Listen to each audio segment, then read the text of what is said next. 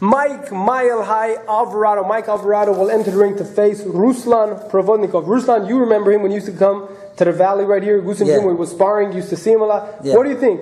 Ruslan or Mike Alvarado? That's going to be a war. I think it's going to be a war. Someone gets knocked out? Somebody's getting knocked out, and I don't know, man. I haven't seen a Ruslan getting knocked out by nobody. It's just the only thing that with the Bradley fight, Ruslan showed a lot.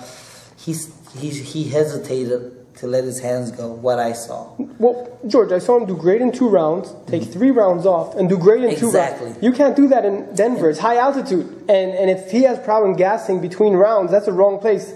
Now, he's from the mountains of Russia, because the Mexican-Russian Evgeny Gradovich from Oxnard told me that he lives in a village next door.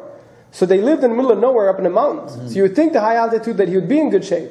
You know, so, yeah, but you know, that's when it comes to training, you know, for Ruslan.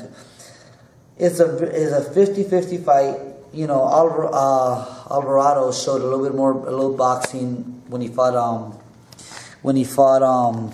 Brandon Rios, and he got hurt, but he still was able to go from plan A to plan B to adjust to Brandon Rios style. I actually heard Brandon maybe once or twice that I remember, and you know, and basically outboxed him. It was still a war. It was still a fight. And beat him by decision. But with Ruslan, Alvarado really needs to be on his A game, because, you know, he just had 2 wars with Rios, and there's another war. And then this is going to be another war that he really needs to be really in tip-top shape. Well, hopefully. Props to Alvarado for taking all these tough guys. He's not taking easy, you know, journeymen or... And he could have been his homecoming in Denver, and taken an easy fight. You know, exactly. But the thing is, though, I've noticed about Ruslan, he trains. I'm going with what I've seen in him. Yeah, I've seen him going with guys. I had a fighter that sparred him, and I had to pull him out. This guy just was too much.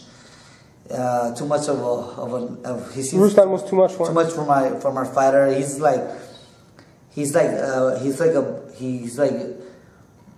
brutishly strong. Well, it's good that you're a good trainer and you care for your fighters' health, because some trainers would sacrifice them, like, just not to, like, their own ego. I hate seeing when people do that, trainers do that for their fighter. You know, you know, it just, I think the fighter's well-being is my priority.